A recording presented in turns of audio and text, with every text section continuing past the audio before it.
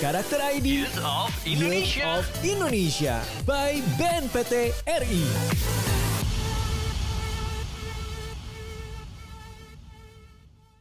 Assalamualaikum warahmatullahi wabarakatuh. Halo teman-teman pendengar podcast YOI, Youth of Indonesia. Hari ini saya Mr. Popo kembali menyapa teman-teman di podcast YOI. Mewakili ada teman saya, biasanya ada Om Rane, ada Mas Tio. Tapi kali ini kembali bersama saya pulang ke kota. Karena kemarin kita jalan-jalan jauh. Hari ini kita kembali ke masih ibu kota negara nggak ya kita ya? Masih. Oh masih berarti.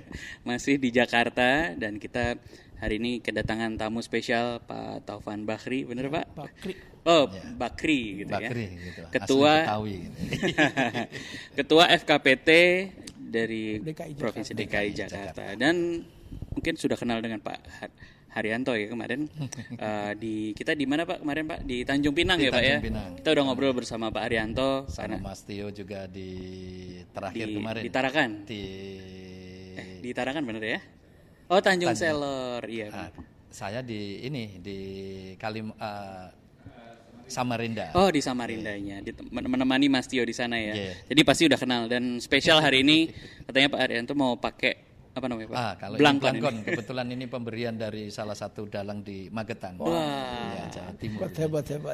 Jadi spesial buat podcast hari ini Pak Haryanto tadi udah sampai ternyata harus ngambil blangkonnya lagi. Karena menghormati beliaunya, tuan rumah yang punya terima gaya kasih. ini, hostnya ini. Beliaunya yang tadi itu disampaikan ini. Iya, Kita iya, kembali ke kota kan. gitu Kembali ya. ke kota. Jadi hari ini kita akan ngobrol seputar kegiatan FKPT dan kegiatannya terutama untuk pemuda di kota Jakarta ini Pak. Apa kabar Pak? Baik. Jadi kesibukan apa nih belakangan ini bersama dengan teman-teman FKPT? Kami di Provinsi DKI Jakarta punya populasi yang besar. Betul. Terutama adalah kalangan pelajar kita yang SLTA hampir 907 ribuan orang.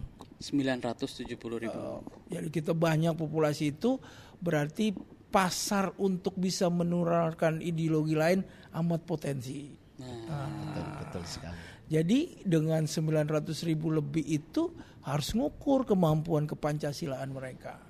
Karena benang merahnya kan pendulum yang terkuat bahwa orang terpapar itu adalah bergesernya kepemahaman Pancasila terhadap nilai-nilai dasar kita itu. Maka kita bisa mengindikasikan bahwa anak ini sedikit-sedikit ke sana sini atau dia ke kiri, ke kanan, nah itu ada metodenya gitu. Oke, kalau tahun lalu kebetulan saya bergabung tahun lalu juga nih, bersama teman-teman di sini yang di Jakarta ini saya ikut Pak. Oh, Mereka ada salah satu pemenangnya akan ikut podcastan Cerita bersama podcastnya. kita dan salah satu podcast yang bagus itu muncul dari kota Jakarta. Tahun lalu saya mendengarkan banyak podcast yang anak-anaknya benar-benar speak up banget. Mampu membuat konten-konten yang memang mencerminkan ini ya Pak ya tadi tujuannya gitu. Betul. Mr. Popo perlu diketahui bahwa beliaunya sebagai ketua FKPT Provinsi DKI Jakarta, beliaunya sehari-hari secara kedinasan beliau adalah kepala Badan Kesbangpol DKI Jakarta, sehingga kaitannya dengan kita sudahlah beliaunya yang harus menjadi narasumber utama gitu. Bisa disampaikan mungkin Pak Ketua sekilas tentang tadi sinkronisasi dari FKPT dengan Kesbangpol barangkali Pak Ketua. FKPT itu punya energi yang luar biasa. Bersama kami pemerintah DKI Jakarta memberikan gerakan yang luar biasa. Contoh, kita itu penerima dari zamannya Pak Amri kita bikin lomba bikin film pendek yang diberikan rekor muri. Bayangin tuh.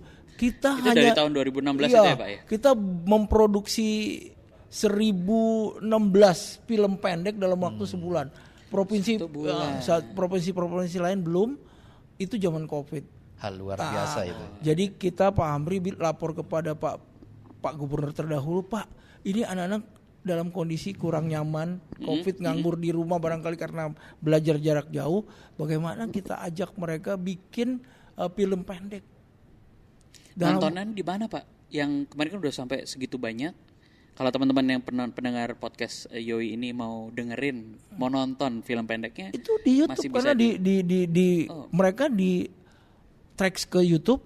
Jadi kita menghimpun hampir 1016 luar biasa pesertanya tuh, sehingga waktu itu pimpinan BNPT memberikan anugerah yang luar biasa bagi partisipasi anak-anak Jakarta tuh. 1000 bayangin. Kalau masih ingat tagline-nya apa Pak? Jadi teman-teman bisa langsung search nih, apa kompetisi apa gitu. Pencegahan radikalisme. Pencegah FKPT DKI. Jadi kalau teman-teman nanti mau nonton yang 1000 itu, boleh. 1000 film pendek, saya pikir hampir setengah tahun nggak selesai Pak.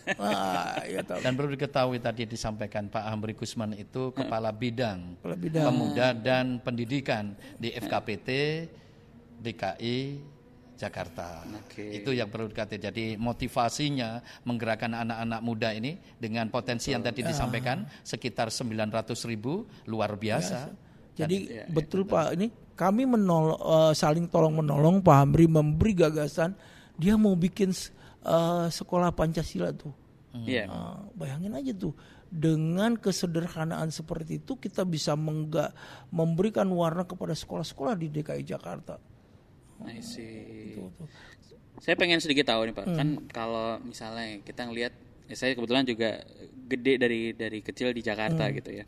Kalau melihat teman-teman, mungkin apalagi anak-anak zaman sekarang ya, kalau kita ngomongin Gen Z, kan orang Jakarta atau orang-orang terutama teman-teman yang di kota besar lah, mereka kan sebenarnya melek sekali dengan gadget gitu ya, melihat banyak konten, melihat banyak perbedaan, apalagi di Jakarta ini kan istilahnya apa ya, melting pot lah, semua orang dari seluruh daerah, bahkan orang-orang yang dari luar negeri dengan segala budayanya itu kan nyemplung gitu ya, nyemplung di Jakarta gitu, baik dari makanan, gaya hidup dan lain-lain, dan postingannya tentu saja di dunia digital. Masih khawatir nggak sih Pak? Padahal kan mereka udah terbiasa dengan perbedaan. Jadi kalau ada sempalan-sempalan sesuatu yang mengerikan itu, menurut Bapak masih perlu dikhawatirkan nggak apa? Ya mereka pasti udah tahu lah gitu. Di dalam konsep kekesbangan disebut deteksi dini. Wah, waspadalah gitu gayanya tuh. Waspadalah gitu. Jadi di dalam kekesbangan disebut kewaspadaan. Dan ada dini, kabitnya. Ya, ada kabitnya. Dan itulah yang menelurkan di dunia maya yang luas itu perlu tim cyber juga gitu.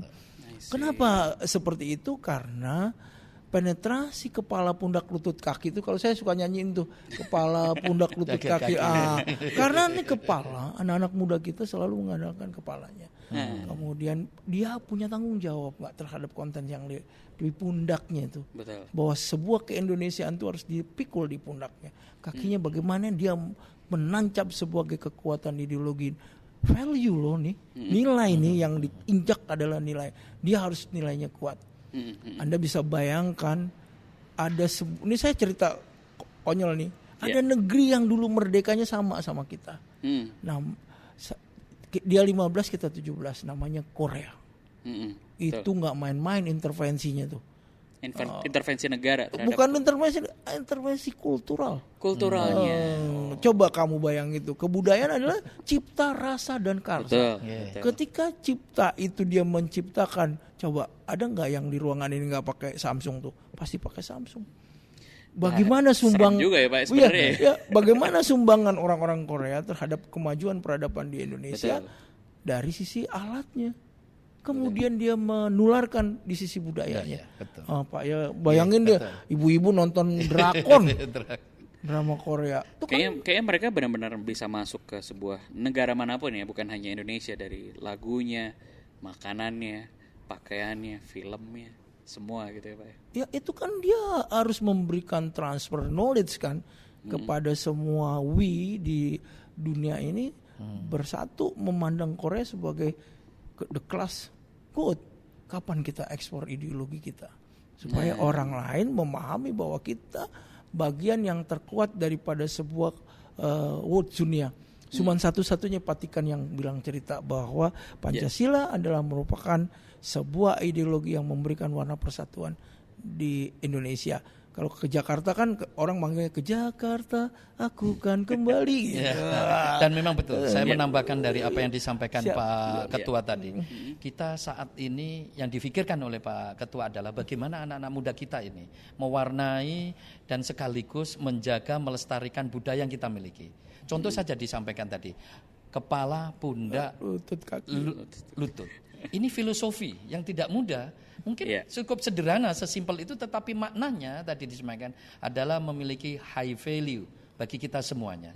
Sehingga kalau anak-anak muda termotivasi dengan kreativitasnya, inovasinya untuk menyumbangsihkan apa yang dimiliki dari pemikirannya dan merasa memiliki kewajiban di pundaknya bahwa ini adalah tanggung jawab anak-anak generasi muda sampai kepada Gen Z tadi itu, saya yakin apa yang diinginkan oleh kita, jangankan hanya sekelas tadi, kita itu kultur dari Sabang sampai Merauke, ribuan budaya yang bisa diangkat. Salah satunya dari Jakarta tadi itu. Bahasa saja, kalau dari ini pantun Betawi itu khas. Makanan juga demikian, kuliner. Kita juga tahu dengan sejarah panjangnya bagaimana Batavia dan sebagainya. Saya yakin kita tidak kalah. Walaupun judulnya adalah kembali ke kota, tetapi kota itu menyimpan sejarah yang ribuan maknanya. Betul sekali itu Pak Ketua. Ya, Pak. Dengan gempuran tadi Pak, kan kita punya budaya yang kental banget sebenarnya. Betul. Tapi anak-anak muda ini kan malah lebih, ya kalau di teman-teman ya sekitar, malah lebih mencintai sesuatu yang asalnya dari luar dan terlihat keren buat mereka. Apakah itu jadi sesuatu yang perlu kita khawatirkan juga Pak? Itu bukan sebuah kekhawatiran, itu tantangan. Betul. Beda, kekhawatiran dengan tantangan itu berbeda menurut saya. Jadi kita harus transfer knowledge melalui pendidikan dasar kita. Sepakat. Betul, Gini ya Pak ya, betul. coba bayangin, asinan Kamboja itu dengan kimchi sama nggak? Beda Pak. Iya, sama-sama asin. Oh sama-sama Sama-sama sama yang di Bogor juga mirip Pak.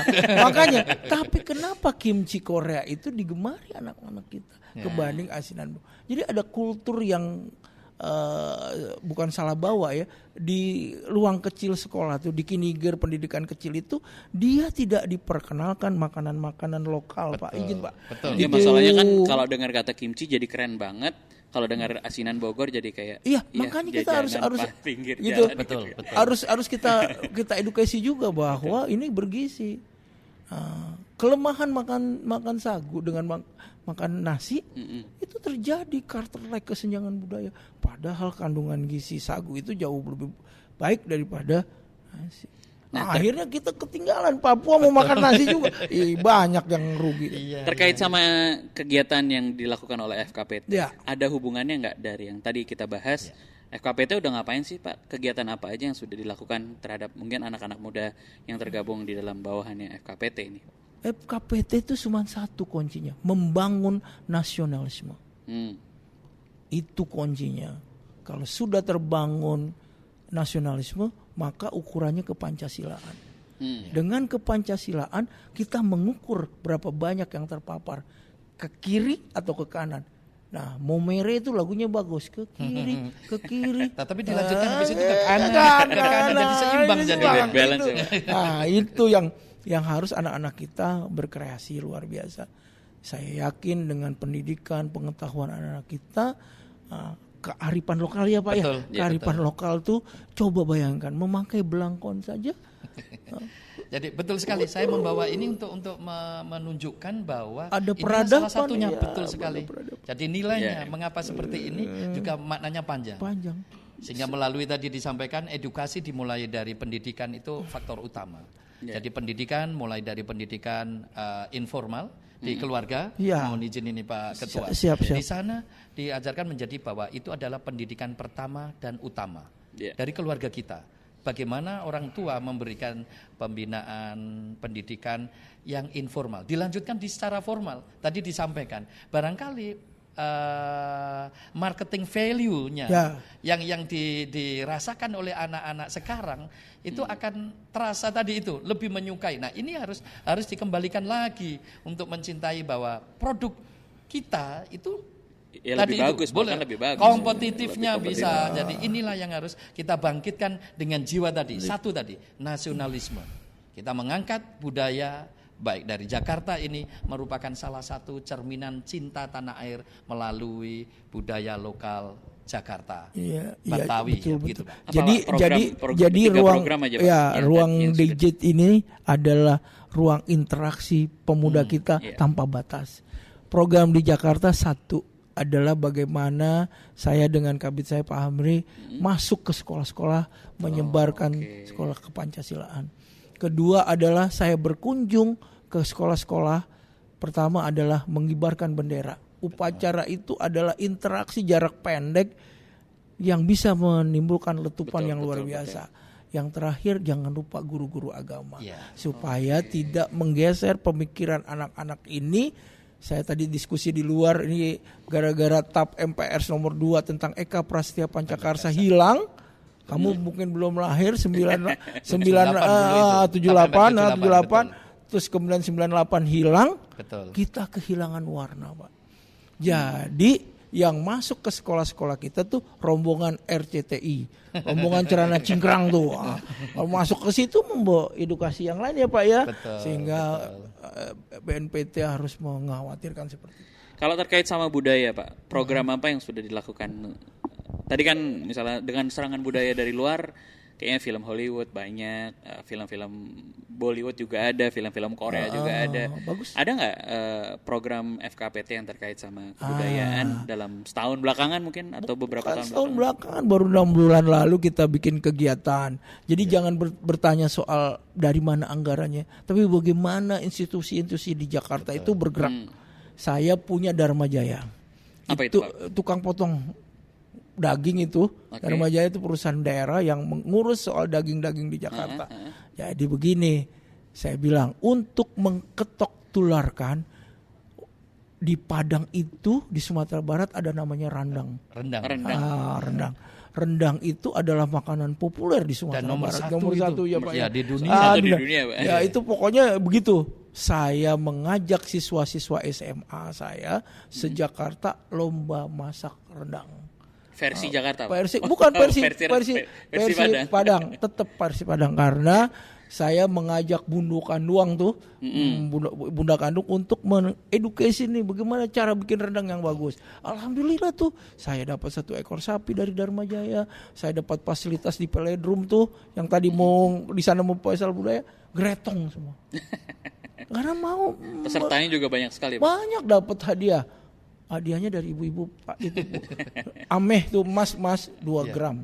Waduh. Nah, itulah tadi yang disampaikan. Salah satu cara melalui kuliner, tetapi ini adalah budaya. Walaupun tidak harus dari Jakarta, betul. Tetapi mereka semua berada di Jakarta. Dan kita ingat ini merupakan penghargaan dari UNESCO kan itu ya, bahwa rendang adalah kuliner Indonesia yang diakui boleh dikatakan number 1 secara ini.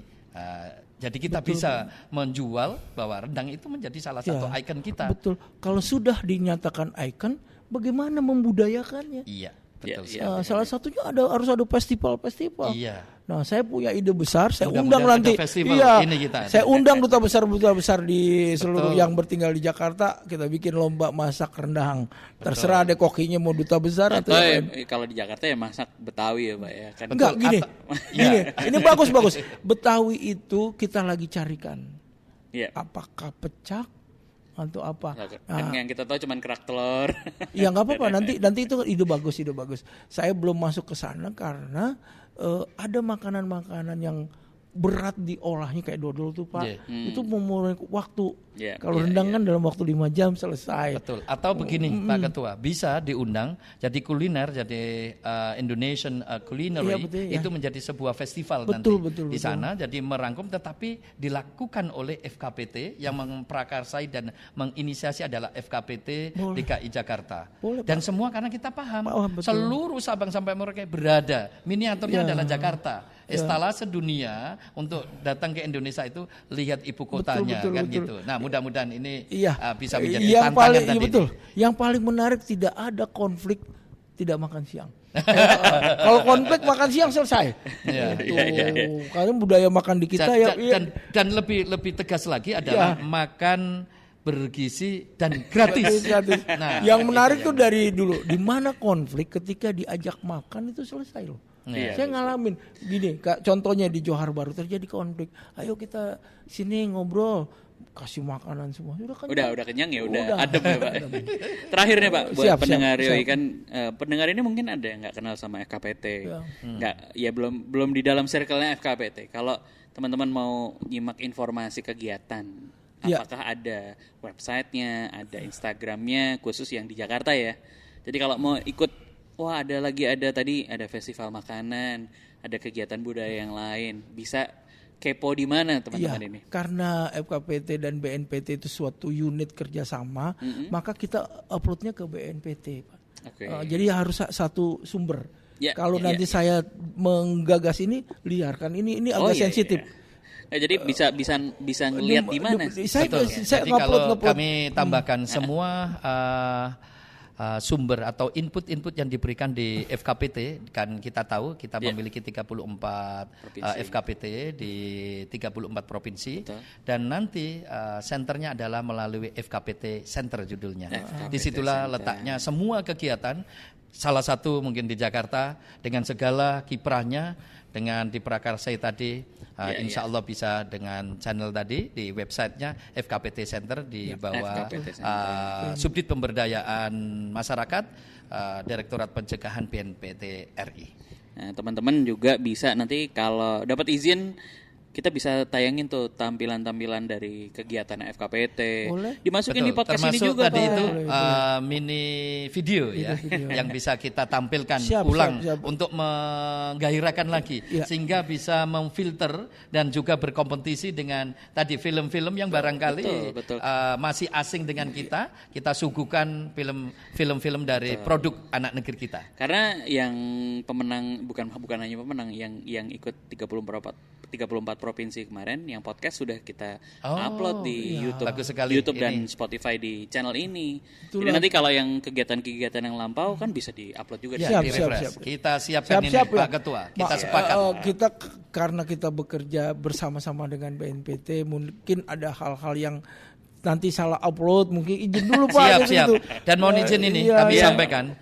Diketahui bahwa FKPT di semua daerah ini 34 merupakan mitra strategis, kepanjangan tangan dari BNPT. Tanpa adanya FKPT kami terasa hampa di daerah itu. Inilah bentuk sinergi antara pemerintah pusat dengan pemerintah daerah. Perlu diketahui bahwa FKPT unsurnya adalah dari unsur pemerintah daerah, dari akademisi, dari para pengusaha, dari media, dan juga tidak kalah adalah semua elemen masyarakat tergabung di sana. Kita menggunakan pendekatan pentahelik, adalah multi pihak. Perlu diketahui seperti yang saya sampaikan, beliau adalah dari unsur pemerintah DKI Jakarta, karena beliau selaku Kabankes Bangpol DKI Jakarta. Demikian ya Pak. Makasih. Cakep ini. Berarti teman-teman tunggu aja di channel ini. Nanti kalau ada informasi apapun bisa dimasukkan di sini ya Pak ya. Sepakat. Pokoknya don't worry, be happy. Nah, itu pokoknya. Baik, terima kasih Pak Taufan. Terima kasih. Karena besok kita akan melihat tampilan juga, ada performance di Youth of Indonesian Festival versi DKI Jakarta. Terima kasih banget tuh. Terima kasih Pak Taufan. Terima kasih Pak Arianto. Sampai sama-sama di segmen 2. Karakter ID. Oke, kita kembali di segmen 2. Kali ini ganti formasi pemain. Tadi bapak-bapak penting, kali ini adik-adik penting, dan saya ditemani oleh rekan saya, Mas Bre Ratrikala Bre Aditya ya namanya. Yes. Ini adalah senior saya di kegiatan Karakter ID. Sebelumnya ada namanya kegiatan apa dulu Mas? Waduh, apa ya? BNPT Festival ya. Bevi Fest. Nah, sedikit perkenalan dulu Mas Bre. Boleh dikenalin sedikit sama teman-teman podcast Yoi pendengar. Ya, nama saya Bre Aditya, dikenalnya Bre aja. Saya adalah seorang pekerja film. Saya bersama BNPT udah sejak tahun 2016. Waktu itu kita membuat kompetisi video pendek selama beberapa tahun dan sukses berat waktu itu ya. Karena antusiasme bikin film pendek saat itu lagi tinggi-tingginya. Terus temanya juga lagi bagus-bagusnya Mas ya, dan perbedaan di antara teman-teman di kalangan SMA lagi merebak banget nih gitu. Jadi bikin film pendek tuh keren banget pada saat itu keren banget. Plus temanya juga tentang kebersamaan dan perbedaan gitu, dan mereka lagi ngerasain banget saat itu ya. Iya. Lagi ngerasain banget bahwa ada friksi-friksi nih, terus mereka curhatnya di vlog video gitu. Jadi kayak vlog banget. Jadi seru sih. Dan kebetulan ditemani juga sama Mbak Siwi Halo dari semuanya. SMA 55 Jakarta. Dan Mbak Siwi ini adalah pemenang kita di tahun lalu di Karakter ID. Kompetisinya kompetisi podcast, jadi bukan film tapi podcast. Yap, bener banget. Dan ini adalah kegiatan yang dilakukan oleh BNPT di FKPT Jakarta juga tahun lalu. Nah sebelumnya kan sama Mas Bre bikin film. Habis itu ada apa lagi? Penulisan juga ada ya, penulisan. Microblogging ada, terus kemudian tahun lalu kita bareng saya juga bikin podcast. Masih bikin podcast? Udah hampir jarang sih. Dan tadi sebelum kita take ini sempat ngobrol-ngobrol dikit, katanya beliau ini sibuk banget di OSIS iya. di Sekbid 8 ya, tentang budaya juga budaya, ya. Kesenian budaya. Gokil. Kegiatannya apa aja? Banyak sih, karena kan OSIS nggak cuma tertentu dengan proker aku doang kan, masih banyak proker-proker yang lain gitu. Kalau yang terkait sama prokermu sendiri? Yang terkait dengan proker aku sendiri, kebetulan yang kemarin baru aja kita ngadain lomba, semacam ada lomba menyanyi, ada juga lomba mading antar per kelas, dan itu tuh madingnya itu kayak diniin sama baju-baju adat, jadi tuh benar-benar rame banget. Oke. Ada band kami juga yaitu Bovel itu. Promosi band di sini. Iya, itu emang bandnya tuh mantep banget. Jadi kegiatan anak-anak zaman sekarang kan, kalau dulu di angkatan kita ya itu ada pensi ya dulu ya. Kalau di sekolahku ada namanya Bulcup. Bulungan Cup. Oh, Bulungan Cup. SMA 70 ya? SMA 70. Oh, 70 banget nih. Nah, dulu Mas Bre di 82 ya. Yes. Ada kegiatan apa zaman dulu? Macam-macam sih, tapi yang jelas pensi ya kita paling gede kan, paling betul, gede. betul. Jadi saingan antara SMA 8, anak 70 sama 6 tuh. Anak mahakam. Anak mahakam. Nah, pengen tahu setelah sekian lama nggak update sama kehidupan SMA, apa yang beda kira-kira? Kalau dulu kan kita ada lomba olahraga ya di GBK, terus ada pensi. Yang beda apa zaman sekarang? Kalau beda, gak jauh beda banget. Gak jauh beda banget. Di sekolah kita juga nanti boleh promosi gak sih? Ya boleh lah, masa gak boleh promosi? Oke, jadi sekolah kita itu di SMA 55 Jakarta, kita juga ada namanya Skopela Cup. Jadi Skopela ini yang bernaungan dengan olahraga juga. Antar SMA Jakarta. Jadi kalian boleh banget nanti ikut Skopela 2024 kali ini. Ada di mana, mau ngintipnya di mana kalau? Di sekolah saya. Bukan, maksudnya di Instagram. Oh, iya di Instagram ada. Apa namanya? Di Skopela 2024. Skopela 2024. Yap. Temanya kali ini ada di Notera. Jadi di sini ada lombanya, ada basket, ada futsal. Terus ada Ratu Jaru. Apa itu? Saman. Oh, saman. Oke. Saman. Terus ada juga ada modern dance. Oke. Jadi luar biasa ya zaman sekarang tuh, maksudnya anak-anak walaupun kalau ngelihat tren generasinya kan gadget banget kan. Iya, gadget banget. Ternyata masih generasi banyak juga ya kegiatan-kegiatan yang secara fisikly dan budaya. Ya, boleh diceritain sedikit nggak Mas Bre? Ini kan gantian nih saya nanya Mas Bre dulu. Oke. Kan banyak ngomong produksi film, jadi kebanyakan di behind the scene kan, bukan jadi pemain tapi di pembuatannya, gitu kan. Kalau kaitannya dengan tema ya kalau sekarang kita ngomongin anti terorisme, pencegahan dan lain-lain, sebenarnya apa sih kaitannya dulu kok Mas Bre bisa dari film bisa join di kegiatan? Jadi kan sebenarnya zaman tahun 2016-2017 itu tadi yang seperti lo bilang gadget banget kan. Dan cilakanya kita tahu media audiovisual adalah media yang paling gampang masuk ke orang. Sampai sekarang sih sampai sekarang kan. Betul. Tapi zaman dulu mungkin lebih panjang aja. Kalau sekarang jauh lebih pendek-pendek gitu konten-kontennya. Zaman dulu bisa lebih panjang. Nah saat itu mulai dirasa bahwa, dan kasusnya banyak, anak-anak muda itu justru terpengaruhnya lewat tayangan-tayangan gitu. Bahkan mereka dibaiatnya lewat media sosial, Facebook dan segala macam. Wah, ada bayat lewat ada lewat Facebook, berhasil banget gitu mereka, gitu berhasil banget. Nah, saat itu dipikirkan, kita membayangkan kita perlu ada kontra propaganda nih gitu. Gimana caranya?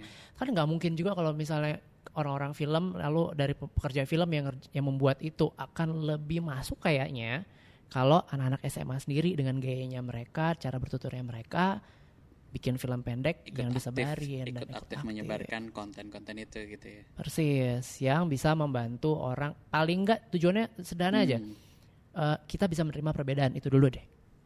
I see. Kalau kamu ngomongin anak zaman sekarang sering nontonin yang gitu-gitu nggak sih? Kamu punya kekhawatiran sendiri nggak sih? Kayak gitu gimana tuh? Iya, intoleran. Pernah lihat nggak sih di mata kepala kamu sendiri atau kamu pernah experiencing di seputarmu gitu? Boleh cerita nggak? Ada waktu itu aku lagi jalan kan. Dan itu kayak kebetulan emang udah azan zuhur kalau nggak salah. Azan zuhur. Dan entah itu orang ini agamanya nggak tahu ya, mungkin Islam atau Kristen. Kristen. Kalau nggak, tapi oh my god, aku takutnya ini. Oke, terus tuh kayak di saat sholat zuhur itu dia ngomong kayak gini, udahlah sholatnya nanti aja, ditunda dulu gitu. Padahal kan kalau misalkan sholat itu kan nggak boleh ditunda ya. Dalam beberapa menit. Dan itu dia kayak memaksakan banget untuk udah nanti aja. Ini teman? Nope, orang lain. Aku dengar. Dengar, oke. Terus kayak aku Oke, ada yang kasus yang menurutmu lebih ekstrim nggak? Atau kamu lihat di sosial media kan sekarang kamu sering nonton gitu. Ada yang membuat kamu concern banget nggak? Kayak misalnya kamu sebagai orang mana, terus ketemu orang mana yang beda suku gitu. Itu tuh terlalu kayak misalnya orangnya terlalu memaksakan sesuatu, atau mungkin kalau kita ngomongin ya kan dalam hal beragama gitu ya, kan ada orang, kau pernah nggak ngadepin ini benar nggak ya ajarannya, ini benar nggak, saya nggak, misalnya muslim benar nggak ya saya ngaji ini, jangan kau pernah ngadepin yang kayak gitu nggak sih? Alhamdulillah nggak. Pendek banget nih jawabannya. Iya, emang nggak pernah lihat. Emang nggak pernah lihat. Jadi nggak pernah khawatir dong ya sebenarnya? Khawatir sebenarnya, karena kan juga namanya intoleran dan juga tuh kayak masalah kayak seperti tadi. Itu kan juga banyak ya, tapi emang aku belum pernah ngerasain sendiri, belum tahu kayak gitu.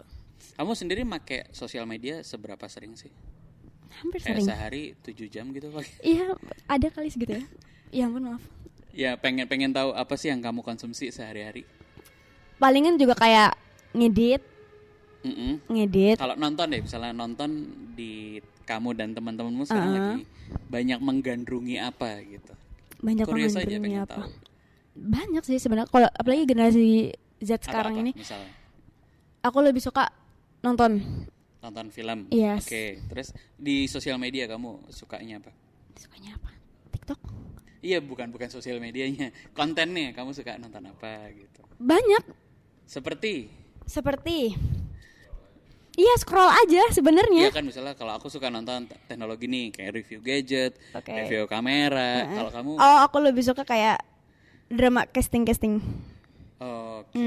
Karena aku emang lebih suka mengekspresikan diri aku sendiri itu kayak gimana kalau misalkan masuk casting gimana nih, kayak casting film? Iya, kayak casting film atau nggak casting drama musikal kayak gitu-gitu. Oke.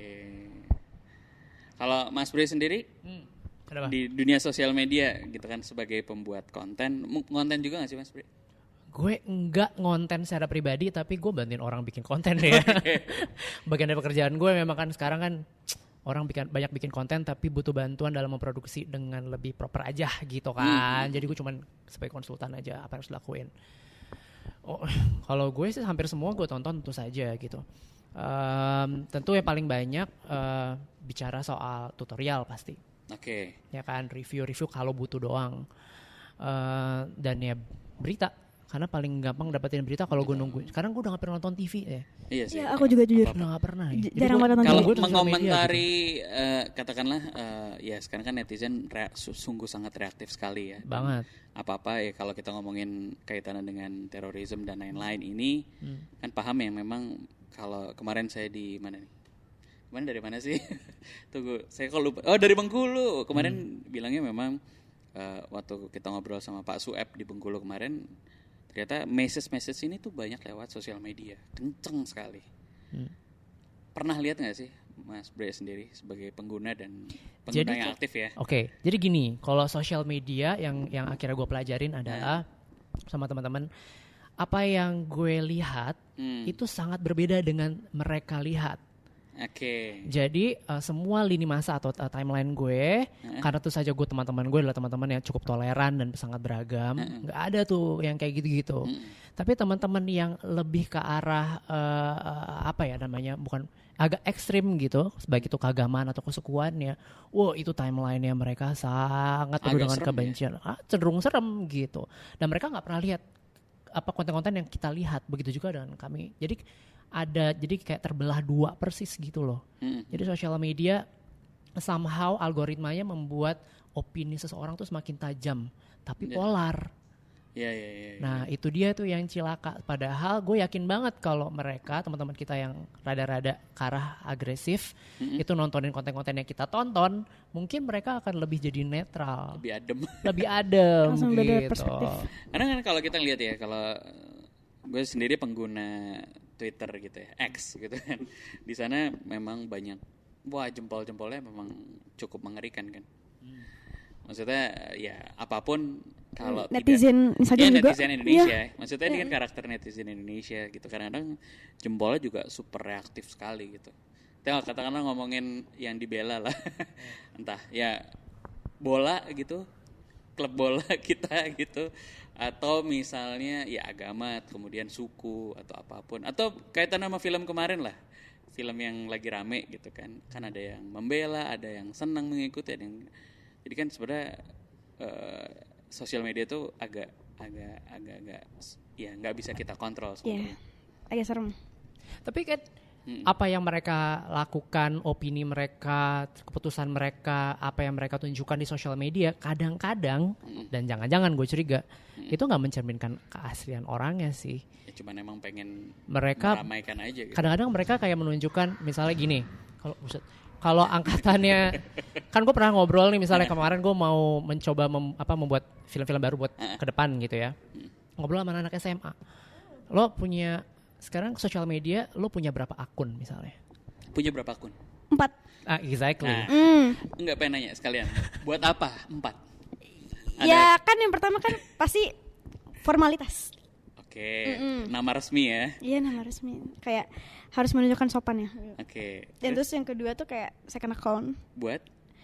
Kayak buat nge-spam mungkin, atau kayak ini pasti kita saja tahu. Saya baru tahu loh. Oh iya. Masa baru tahu sih? Iya benar. Terus yang ketiga itu buat foto-foto dom. Foto dam, ada akunnya sendiri. Okay. Ada. Terus yang terakhir kayak third account. Hah? Third account. Iya. Third account. Iya. Buat apa tuh kira-kira? Buat apa? Ya buat ngepoin orang atau apain gitu. Oke, beda lagi. Iya, kadang-kadang buat nyampah. Iya, nyampah kayak gitu. Oke, terus temuannya gimana? Temuannya adalah valid ini, valid. bahwa apa yang mereka tunjukkan biasanya yang justru yang X tuh yang paling kalau yang gue denger ya. Oke. X tuh dipakai sama mereka yang nunjukin dirinya mereka dan di kalangan yang lebih dekat circle-nya. Oh iya benar. Ya gitu, sehingga gue mempelajari bahwa ternyata media sosial dipakai untuk mereka untuk menunjukkan gini, kalau di dunia peran di film nih ada istilahnya aku dan sayaku. Pernah dengar nggak? Oke. Bener nggak sih, Wi? Iya. Ya kan. Nah, jadi akun-akun ini tuh dibuat sama mereka untuk menunjukkan saya yang mana nih. Jadi hanya orang tertentu aja yang tahu. Exactly. Jadi temenannya pun di 4 akun itu beda semua. Beda. Jadi kayak ini menunjukkan sisi. Kayak akun pertama tuh kayak ya biar semua orang tahu. Oke. Sampai di third akun itu kita kayak hanya untuk ada alter ego yang jahat nggak sih di salah satu akun itu? Enggak, ini kan kaitannya sama gimana sih? Sama enggak, pengen tahu aja. Enggak, misalnya kan ada orang yang di sosial media ya, kita ngomongin sosial media sama radikalisme gitu ya. Kan ada banyak jempol-jempol jahat gitu. Banyak banget. Dan kadang-kadang mikir, ini orang ngetik gini tuh nggak mikir. Gue kan content creator gitu ya. Ada orang yang setiap hari tuh head comment gitu. Tapi tiap hari dia nonton.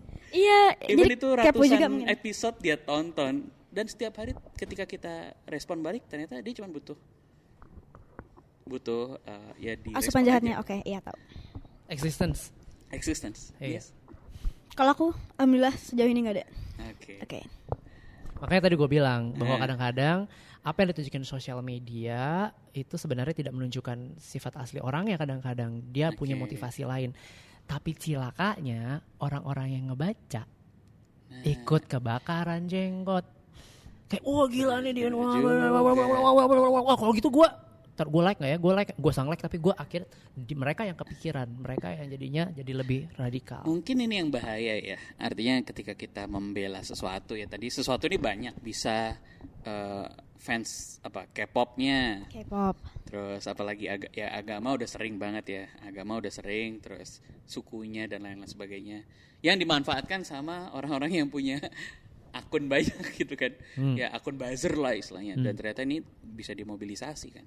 Nah itu mengerikan sekali ya berarti ya.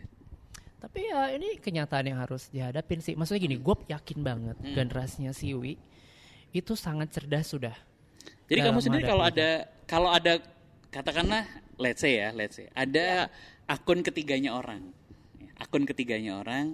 dia bikin konten yang memancing dirimu juga memakai akun kesekianmu.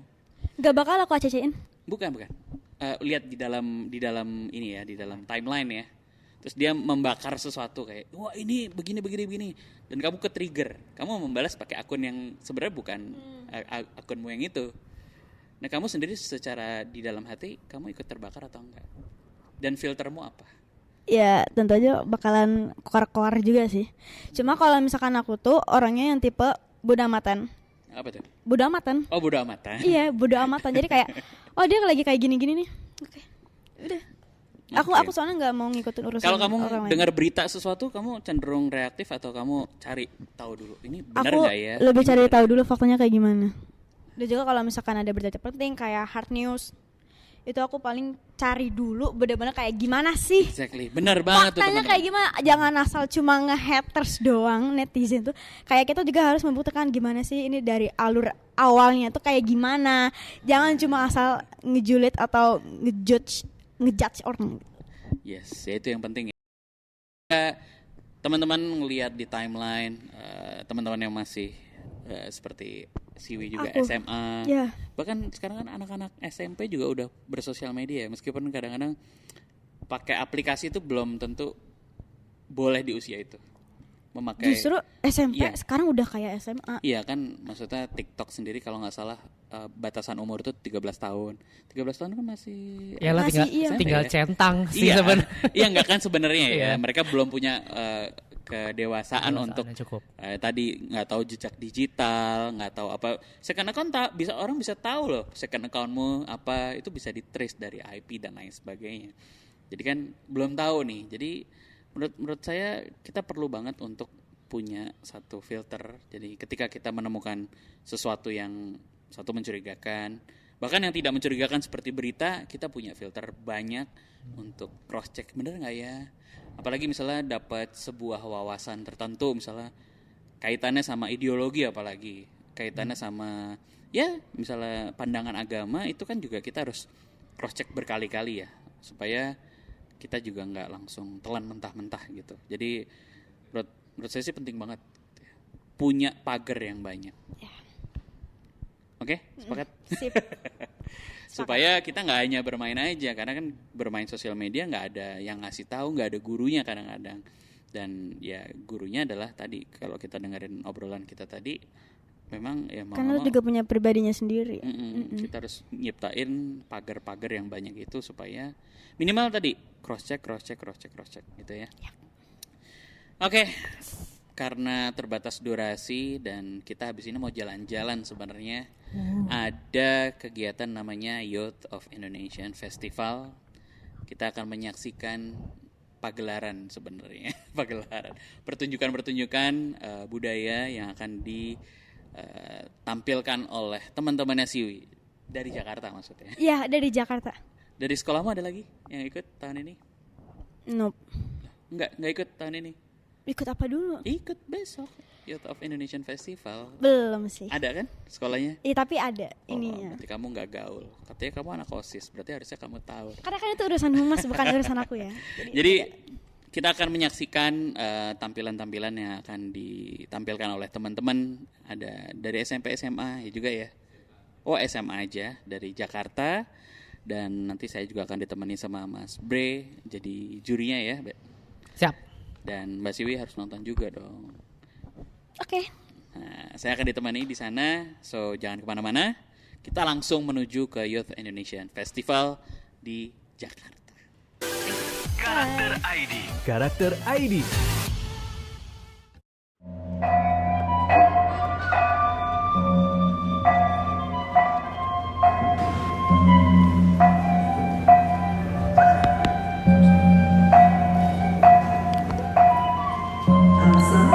Bertemakan muda mandiri berkarya untuk negara.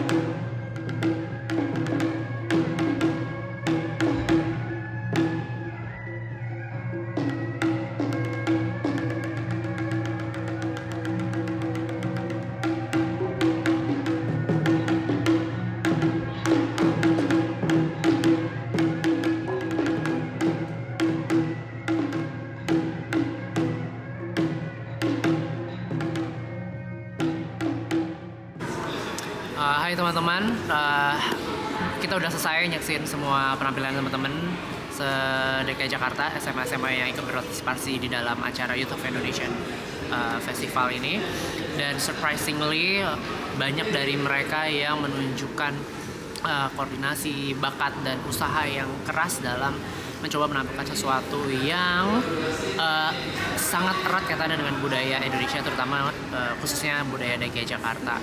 Di masa sekarang, di saat gue selalu merasa bahwa anak-anak muda, generasi yang masih SMA sekarang akan lebih ngepop, ternyata mereka masih punya apresiasi yang cukup besar terhadap kelangsungan budaya kita, dan mereka mencoba mempraktekkannya secara langsung. So, kudos banget buat mereka yang telah hadir di sini. Dan sekarang gue lagi pengen tahu nih kemana lagi ya kira-kira abis ini ya. Tetap saksikan aja di channelnya kita, channelnya Youth of Indonesia Festival. Karakter ID Youth of Indonesia by BNPT RI.